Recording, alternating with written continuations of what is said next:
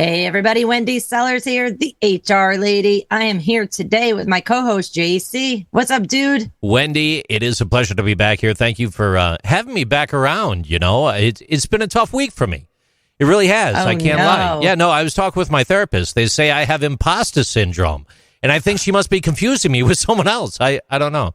Anyways, everything's good, Wendy. I don't know. A little stressed out, but it's okay. I think today's show might help me recenter myself, though. I have to be honest with you. We'll see. Well, if she can't help you, I don't know if anybody can. Hey, everybody, we're here today with Jordana Levine, who is a nutritionist, intuitive guide, and energy healer. Oh, yeah, you definitely need help, JC. Well, how you doing? Hello. Thanks for having me. I think I could probably use a little bit of help too.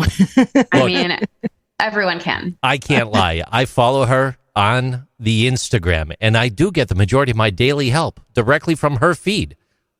Jordana, that's awesome. I can't lie. I love your feed. You got a good feed. Thank you. That makes me feel really warm and fuzzy. Yeah, we'll have to make sure we share your Instagram. I do not follow you on Instagram, but I will as of today. I do follow you on LinkedIn, though. Hey, thanks for your time today. Tell our listeners a little bit about yourself and, you know, how you got to be who you are today and what the heck you do. Yeah, for sure. And I always try to keep my story very succinct, and I often fail. So we'll see how I do this time. But really, my business and what I do comes from my own personal journey so much. The story behind the business is what I've been through. So it dictates how I run everything. And as you mentioned, I do a combination. My business used to be very heavily holistic nutrition. It's skewed much more now into the spiritual and energy healing realm. But it really all stems from the same place and the same mission. I started out in the corporate world. I spent the first 7 years of my life doing marketing and PR, and I got very sick and very burnt out. You know, I moved around to different roles in the marketing and brand strategy space, and I just found there was always something off, whether it was like the culture, the approach, my lack of excitement, and I just kept getting sicker and sicker. When I talk about that, you know, everything from food reactions, chronic anxiety, chronic fatigue, digestive issues. Wow. You name it, I probably had it. And I just realized that that wasn't how I wanted to live my life. And I didn't believe that I had to be stuck that way. And in the meantime, I was really obsessed with food and nutrition. I'd always been obsessed with cooking and healthy lifestyle. So eventually I got pushed to my limits. I decided to leave my management level job and go back to school to become a holistic nutritionist. And I thought that was the end game, built a successful practice within a couple of years, which was very exciting, helping a lot of people, both from a corporate wellness perspective, doing all kinds of workshops for groups, as well as one-on-one coaching people through similar health issues to what I had been through. And here's the thing, I'd healed a lot of my issues, but I was still struggling in some ways. I still had a lot of food sensitivities. I still struggled with anxiety on a regular basis, and I knew there was a missing piece.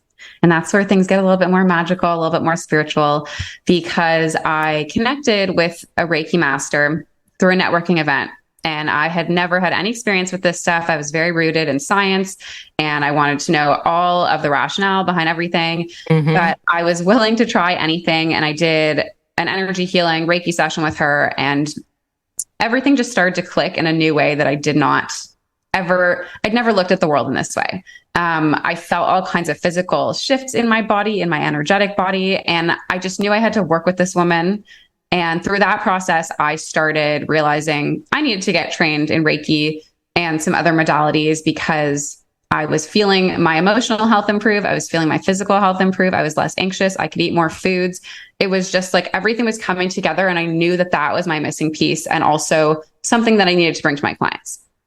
So this kicked off, as many people might call it, a spiritual awakening for me. And it's completely changed the way that I run my business, the way that I work with my clients, the way that I support the people that I work with, as well as myself. So I work with a lot of other professionals, whether they're business owners or in the corporate space, but really we're focusing on creating a life, creating a business and a lifestyle that complements how these individuals are designed, and just looking at it from a slightly more spiritual lens, and also just a lens that really caters to the individual. So, at first it was more from a nutrition and individual health and body. And now it just incorporates our mindset, how we're designed as a whole.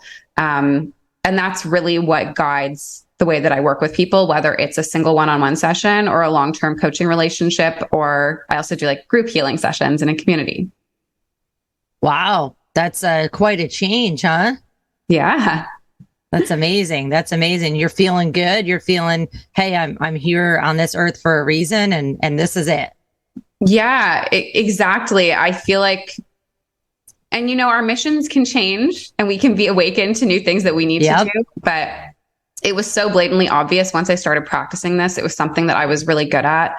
I was very good at connecting intuitively and helping people hear what they needed and, help them connect with their soul, their intuition, their divine guidance, whatever you believe and however that feels good for you. And it made me feel really excited and really purposeful. And it's really just watching how my clients have shifted, allowing themselves to be immersed in that world too, has really shifted their happiness, their confidence, their ability to see a brighter future. One of the things that I really find interesting about that is for our listeners to know you can be really good at your current job and you could even enjoy your current job, but that doesn't mean that you're stuck in your current job. I've seen many people, grapple with that. Like, okay, I feel like I should be doing something else. I want to be doing something else, but I'm successful over here. I'm making it a difference over here. And you did it. You were like, yeah, things were going well, but I needed something else. Or I found something that I then, drove me to want something else. So good for you for going after that. I think JC had something he wanted to say. Yeah, I do. Actually, tying it directly back to the workplace real quick here as well. A 2023 survey of young people in the United States discovered that more than 90% used self-care methods to manage their mental health and emotions. Yeah, and there's many different types of self-care. It could literally be taking a nap all the way to, what Jordana offers. And that's part of the thing, right? At what point do we transition from being in a spot where we need some help and we don't actually have the skills and capabilities to practice self-care just yet, but we might need to discover ourselves a little bit more or find that right intuition or intervention to push that needle from A to B? You could help people find that, right, Jordana? Absolutely. That is what I'm here for. And, there's different ways that you can do that. I think so often, like really my purpose, what I've seen is that I have to help people learn to trust themselves. Like I want you to be able to connect more with what you actually need. And as you mentioned, that is something that I've done for myself, even before I understood what these gifts were that I had, how I was supposed to be helping people in this more, I just keep saying magical, like a slightly different way than I was before. I was still getting these intuitive nudges and trusting them in terms of, wanting to leave the job I was in. I moved around. I had like a number of different corporate jobs in those few years, and knowing that I needed to go back to school, realizing that the way that things were being run in other businesses just wasn't working for me. It didn't feel good. And that I needed to build my own thing, even though the idea of being an entrepreneur when I was, getting out of university sounded like something I never wanted to do. Whereas in my 30s, it sounded great. It sounded like the perfect way for me to build exactly what I wanted and help people in that way. So, there's a number of different ways. You talk about self-care, you talk about finding your purpose. There are some really basic ways. And, a lot of people do start with the physical. That's why I still do think that nutrition is such an important part of physical health. And I still do offer like a self-paced nutrition program for people who really want to start with that foundation, because if your body is all out of whack, it's kind of hard to do the deeper work. But I do have clients that start with spiritual and energy work, and that works for them too. I would say this is like a really good intuition practice, right? Is asking yourself, even as we're having this conversation and you're listening, what's sticking out for you? What are you excited about? Are you like, yeah, I want to work on my nutrition, or, ooh, there's this thing called Reiki that I want to explore. And I think I should explain a bit more about what that is, because I know a lot of people have not experienced that. Definitely. And if you could connect it to how it can help the average person, deal with feeling burnt out, having anxiety or overwhelm, in the workplace or just in their personal life, that would be great. Absolutely. I mean, it helps with everything. I think, okay, so basically Reiki is a form of energy healing. It's like a Japanese form of energy healing. It's one of the most common, oldest forms that most people are trained in. But there are a variety of ways to heal energy. And I'm going to be honest and tell you that the energy healing that I do now, while I was trained in Reiki, isn't really Reiki anymore. It's evolved over time as my gifts, as my tools have expanded into my own kind of brand of energy healing. It's very targeted to the individual, and it changes with every single person. But what it means is, okay, so we talk about self-care. For a lot of people, self-care might be like going to the gym or getting a massage. It's a regular way that you are, stretching your body, receiving relaxation. And when we talk about something like energy healing, we're basically providing nourishment and healing and support to our energy body. And here's the thing, like we're all 99.999% energy. That's what our bodies are. That's what matter is. That's what the world is made of. So we all have different frequencies flowing through us. Different emotions hold different frequencies. Different parts of our body hold different frequencies. If you're familiar, if you've heard of the chakra system, which is that's part of Reiki practice. It's part of Ayurveda. It's in many different cultural healing medicine practices. Those all hold different frequencies. And often our energy is off. Maybe something is blocked, so things aren't flowing properly. Maybe something has gotten in the way. It's stagnant. And when we do things like energy healing, we're able to restore flow. So what that means in practical terms, I will say the number one thing people leave with after the end of a Reiki session or energy healing session of any kind with me, whether it's in a group or one-on-one, they say, I feel so much less stressed. It's a huge relief of stress because we're energetically moving out those blocks that make people feel stressed, that make people feel overwhelmed and tired. A lot of people will say they have a really good night's sleep afterwards. They just feel like we're able to go in and remove a lot of the weight. If you think about, when you talk about feeling heavy, energetically bogged down, and I feel that. I'm able to actually tap in and feel that energy and how heavy it is and help you to remove it and lift it out and feel lighter, feel easier. Those things that you shouldn't be stressing about, but you can't release them. You can't let them go. We do that together. And there are other ways. Here's the thing, like energy work, obviously you can go to an energy healing session with me. I did also want to mention like things like meditation, focusing on different sensations in your body. Those are ways that you can also daily support your energy and do, the way that you stretch every morning or go for a walk in the morning or whatever you do, you can do this too. And I do have a free meditation on my website and through my social media. It's everywhere, but it's like an 8-minute morning energy protection meditation.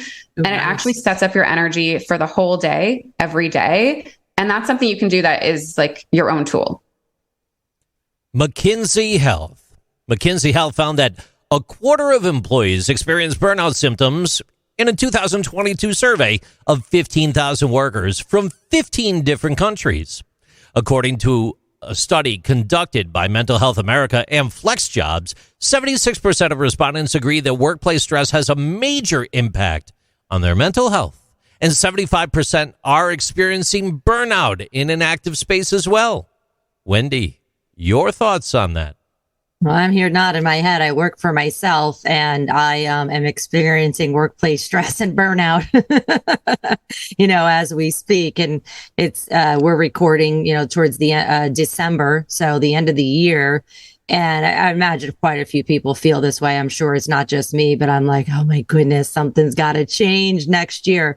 I feel, Jordana and JC, like I say this every year. How about you?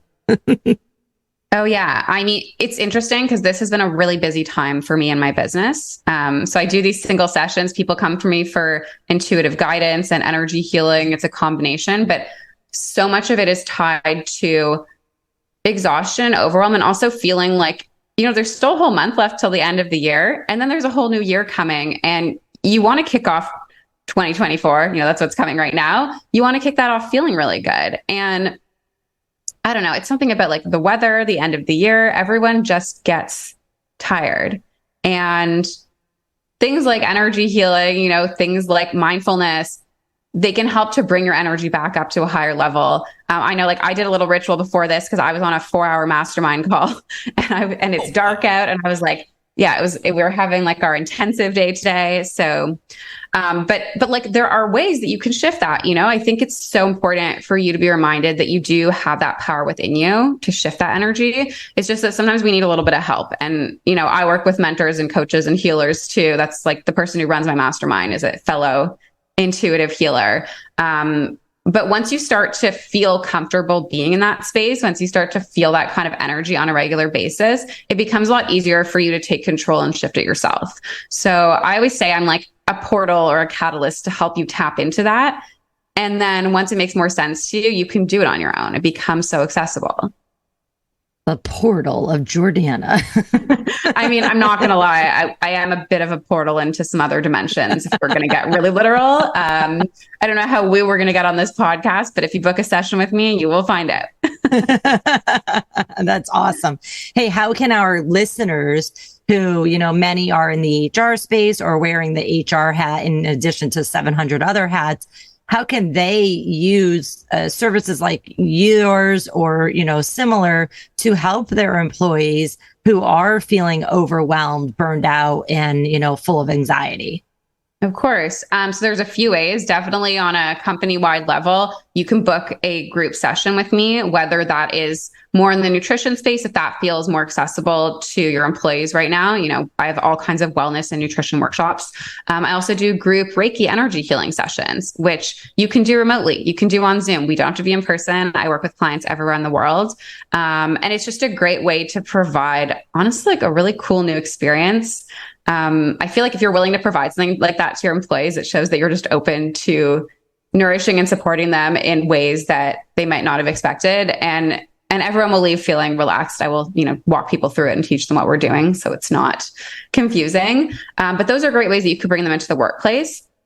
And then I would say on a one-on-one level, you can always send employees to me for a session, or you can come to me yourself for a session. I definitely work with a lot of people who are executives, business owners, running the show, any kind of HR professional or operational professional. Like you're just doing so much. There's so much of that overwhelm. I know you said that word, so much of that stress. You really owe it to yourself to give yourself an hour of time. So I would suggest, in addition to booking something for your group, that you book something for yourself to really focus on, relieving that stress, relieving that tension and overwhelm, and also getting some guidance. All the energy healing sessions that I do, all of the intuitive readings that I do, you leave with very tangible information, strategy, guidance, whether it's something you need to do in a meditation or whether it's something you need to do to actually shift your business. You can get that from a higher guidance than you or I. There comes a point in time, let it be when you're at work, after work, or even thinking about doing something for yourself, when that anxiety might build. According to Champion Health, 60% of working professionals have at least mild anxiety symptoms. Anxiety disorders are the most prevalent mental problem that's afflicting people. It affects 301 million people. More than 31% of people in the United States will suffer from anxiety disorder at some point in time in their lives. Young adults have the highest rate of mental health problems, followed by those aged 26 to 49, and adults age 50 and up. Speaking about all this, I did buy a book recently on how to deal with anxiety, but I suddenly got nervous and couldn't read it. So when we think about anxiety, how are we going to move that needle? You can't always drag a person over the fence. You got to convince them to jump. And sometimes the grass is greener on the other side. We have to look at it through a different lens. Maybe we need that moment of clarity. You could guide us, right?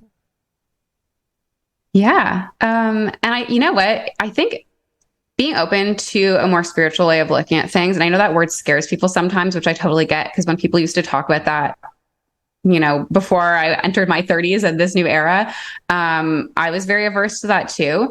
But it's just the idea that there's something greater to believe in, something greater to turn to. It doesn't have to be a religious thing. It doesn't have to be any certain way. There's different words, whether it's the universe or source or Mother Earth or God. Whatever helps you connect to something greater. It also helps, as someone who struggled with chronic anxiety, and I don't anymore, feeling like there is something greater that's really guiding you and that's pushing you in the right direction and that's available to support you and give you that divine guidance. Can we call it that? Yeah. once you have that, things become a lot less scary because you have a lot more trust. That word faith, it's not just faith in a religion. It's faith that the universe has your back, that you have a spirit team around you that actually is there cheering you on and, energetically holding your hand through difficult times. And also being able to look at those difficult situations and challenges from a different lens. Because honestly, I think all of us have been through difficult times in our lives, things where we're asking ourselves, why me? Why am I stuck in this? And it's easy to get into that victim mentality, right? Of feeling for me personally, why am I the person who can't eat any foods and everything makes me sick and it's burning me out when I love food and I just want to cook and travel, And I felt like such a victim. But looking at it from a different perspective, it showed me that, wow, this brought me to this whole new world and a job and a mission and a purpose that makes me feel so good that I love to do every day. And there's no way I would have gotten here without all that stuff, right? So I think that when we talk about anxiety release, being able to connect with that guidance, feel supported, and also feel like we can look outside of ourselves for answers, but also within ourselves, is really empowering and really calming. Yeah, I wanted to comment on a couple things that you said. I feel like the youngest generation, whatever that is, whenever it is, 50 years ago, 40 years ago, today, the youngest generation makes cool things like this acceptable. And then the older generations, then it seeps in there too, baby boomers, generally speaking. I don't like to generalize too much. Everybody's different. Everybody's unique. Everybody's an individual, but baby boomers acted one way, kept their feelings in, didn't talk about it. Gen X, everybody ignored us. So it didn't matter. Gen Y was like, okay, we're going to be a little bit more social and global. And even now Gen Z's people that I know that are the youngest, Gen Y and then Gen Z, they're open to talking about mental health issues. They're open to every Gen Zer that I know, and most millennials too, has some kind of, therapist of some sort, and they're not ashamed of it. And I love it. I love it, love it, love it, because it does make it easier for the rest of us, whatever your generation is, no matter where you live, to say, okay, it's okay to talk about these things. So thank you for being the person that people can go to. With that said, if our listeners wanted to contact you, where can they find you online? Yeah. So I am Rooted by Jordana, like the tree. So you can find me at Rooted by Jordana across social media. As a millennial, I definitely hang out on Instagram more. But you can also find me at rootedbyjordana.com. And all my contact information is there as well. All my services are there as well. I'm also available to chat in DMs, in emails, if you want to learn more about what I do. I'm very much accessible. I'm not like, oh, you have to book with me to talk to me. I want you to understand what's available to you and what feels good. Awesome. That's how I am too. I'm like, it's easier for you to pick up the phone and call me versus me going through this whole system. Well, that is amazing. And for our listeners today, check out wherever you found this podcast, because there will be a special code discount listed in the text that Jordana is offering to everybody. Thank you so much for coming today. We appreciate it. JC, you have any final words? I'm so thankful to see you again. Truly. Great to see you. Thank you. Thanks, everybody, for coming. As the HR lady, I'm always looking for feedback on the program, so please feel free to reach out. Let me know what else you want to hear about. Send me an email, wendy@thehrlady.com. We hope this information has been helpful to reduce your anxiety. Thanks for joining us. Take care.